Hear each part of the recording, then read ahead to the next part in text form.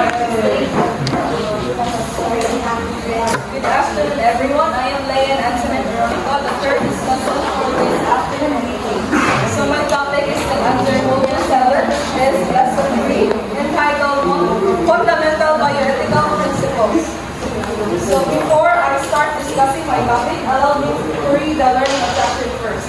At the end of the lesson, the student must be able to identify and explain the 4 fundamental bioethical principles: autonomy, beneficence, non-maleficence, and justice. Engage in role-playing activities that stimulate ethical dilemmas in healthcare settings and recognize the ethical significance of each principle in healthcare decision-making. So who has an idea what is bioethics? Ms. Rizal, do you have an idea what is bioethics?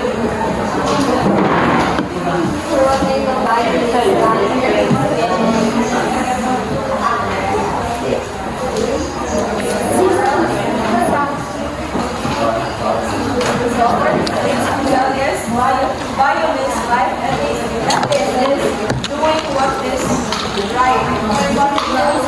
So here, your answer is bioethics. Bioethics is defined as the study of moral issues related to life, sciences, and healthcare. It addresses ethical dilemmas that arise in various contexts such as medical treatment, research practices, and public health policies. The field aims to provide ethical guidance and decision-making processes concerning human health and well-being, as well as the rights of animals and environmental conservation. So the previous lesson is about the animal health concern productive. So kanya po is nag-down na siya sa general ng health being sa kanyang tao. So here are the 4 fundamental bioethical principles. So first is autonomy. First principle is autonomy, which is respect for individual choice. Autonomy is the principle that upholds an individual's right to make informed decisions about their own health and well-being. It recognizes the importance of self-determination and respects a person's ability to make choices that align with their values and beliefs. So autonomy from the word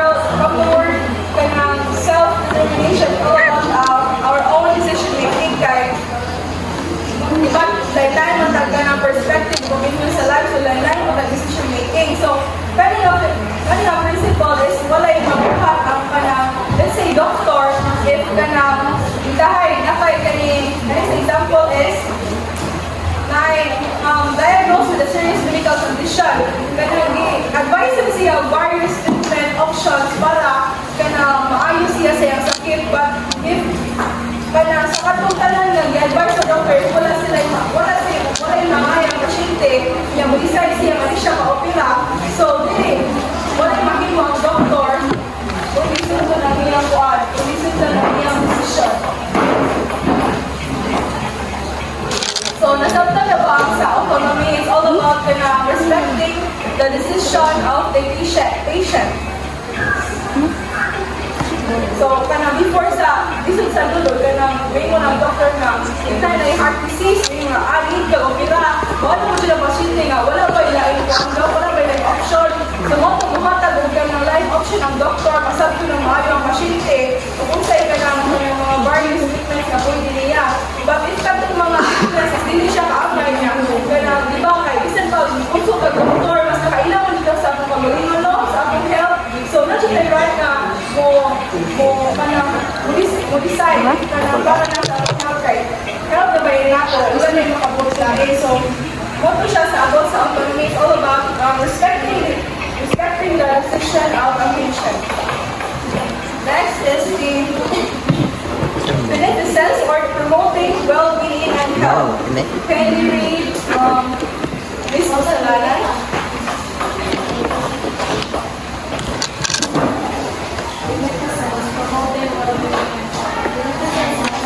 ethical to promotes the well-being of others. It requires healthcare providers to act in the best interest of their patients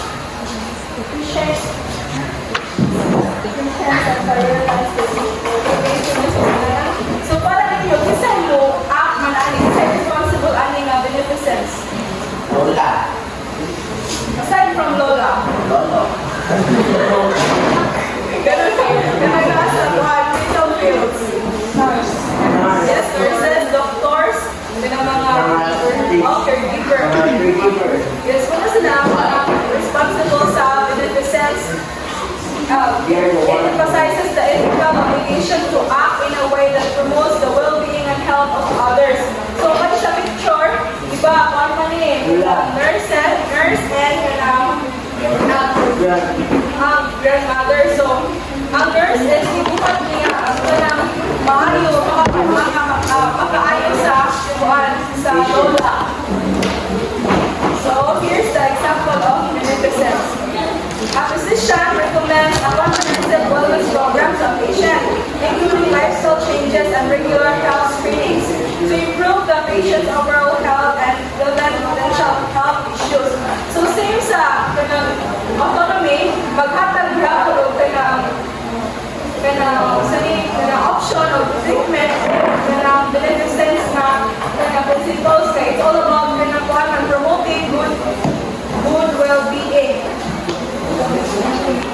So, nasabta na ba ang kanang beneficence? Wala lang. Okay, let's proceed to the third principle. So, third is non-maleficence or do no harm. Similar na ni siya sa beneficence. So, non-maleficence emphasizes the obligation of healthcare providers to avoid causing harm to patients. It requires the careful assessment of potential risk, benefits, and medical decisions. So, ang responsible sa nurses, sa kanang mga caregiver is to give their own best para maalagaan ang ilang mga pasyente. Pero, kasi non-maleficence na iyang purpose is do no harm in all circumstances. Minsan pag let's say, for example, nag-alaga ka o elderly, diba, sa puto naman sila dali na mag-tantrum. So, ikaw na yung caregiver is kailangan na mag-ikagli na patients para maalagaan kung imo ka ng imong pasyente kay dahil sa nagtantrum siya so hindi mo na siyang i-treat na normal na nga na attitude sa imong pasyente. So, dapat ikaw ang caregiver is ikaw mo adjust niya. Ikaw dapat magpapagin para makalma siya.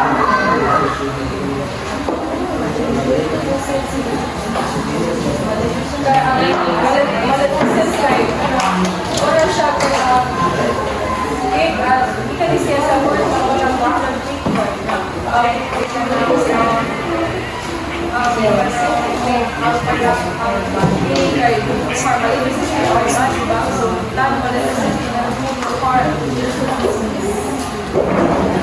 So, one siya ang example sa non-maleficence. A surgeon thoroughly evaluates a patient's medical history and performs pre-operative tests to minimize the risk of complication during surgery.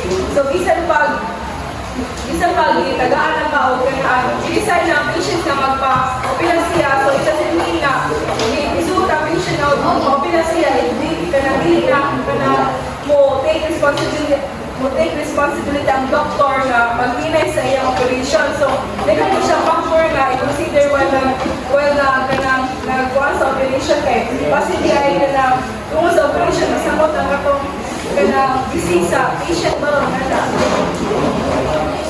So, the last fundamental bioethical principle is justice. Fair distribution of resources and services. So, who here have an idea what is justice for all? Bani, common ni nato. Ay ba mo nga, kita na naka-experience ani, naka-one sa benefits ani nga justice.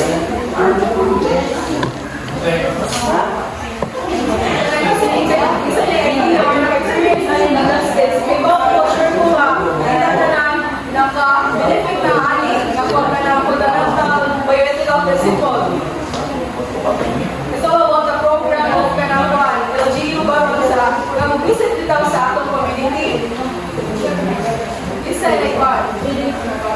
Feeding? No, it's not feeding. It's all about medical. Oh, kanaway. Kanaway. Impulse. No, sila magana. Ano siya? Example sa justice, medical, mission. So the principle of justice advocates for the fair distribution of healthcare resources and services, ensuring that all individuals have equal access to necessary medical care without discrimination. So di ba sa medical mission is well naman na no, wala may kaya ani ka daw to dili kay dapat ka pwede kay publika. So sa medical mission gani is kanang resident ano ang lugar is well ka pwede maka-offer sa ilang kanang benefits. Here the example of justice. In a public health program, resources are allocated to provide essential vaccinations to vulnerable communities, ensuring equitable access to preventive health care. So, muna siya sa participation sa mga focus of the obligation sa fundamental of biomedical principle. So, finally, Mr. Rico.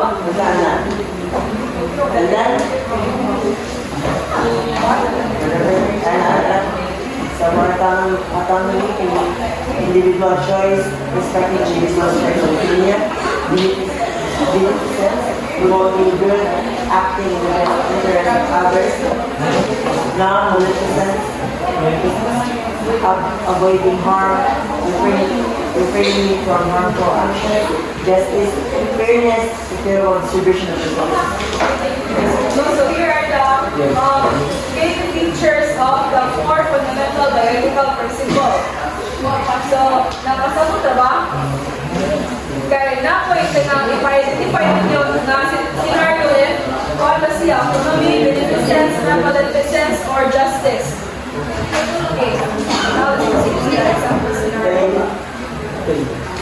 Number one, please read everyone. A 70-year-old patient is diagnosed with a serious heart condition that requires surgery. The surgeon explains the procedure, risks, and benefits, allowing the patient to ask questions. After considering the information, the patient decides to refuse surgery, opting instead for a treatment plan modification.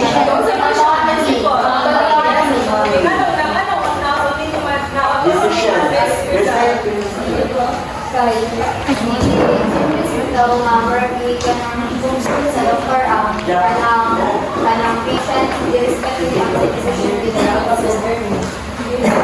That's correct. It is autonomy.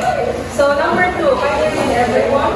As school counselor identifies signs of anxiety and other components of the services.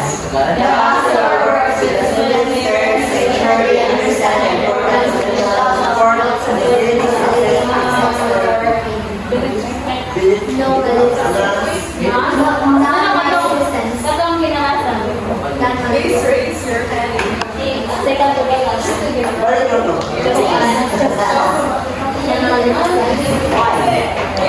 masyari.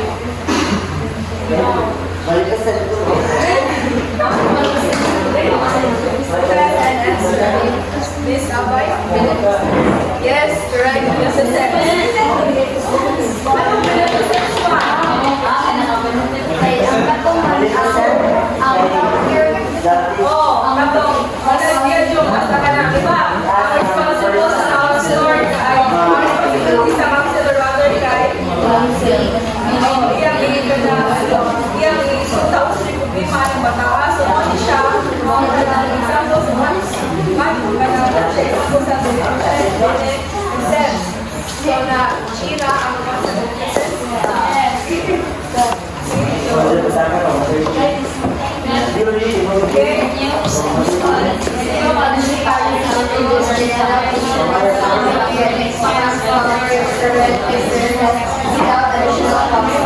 This change aims to remove financial barriers to law and stop individuals seeking essential justice.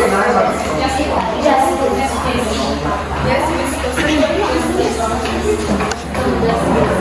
Merong justice natin. kung ano nila, kung ano sa policy. So,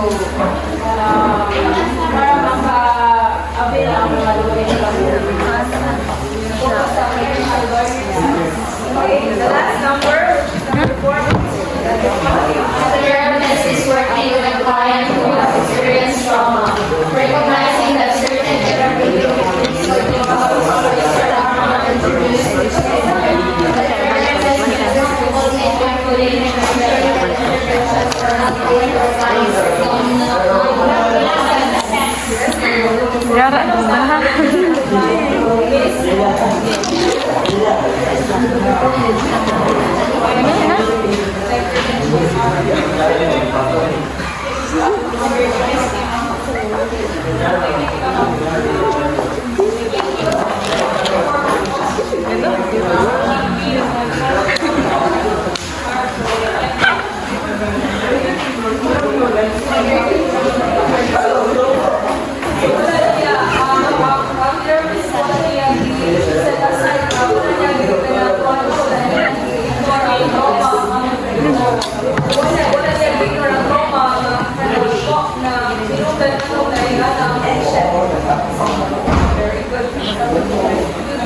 So in conclusion, the four fundamental biological principles, autonomy, beneficence, non-beneficence, and justice serve as essential guidelines for making ethical decisions in healthcare and research.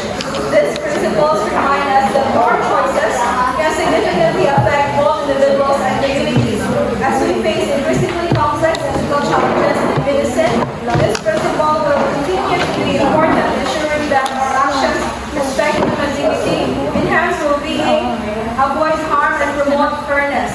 By committing to these values, we can work toward creating a healthcare system that is not only effective but also compassionate and fair.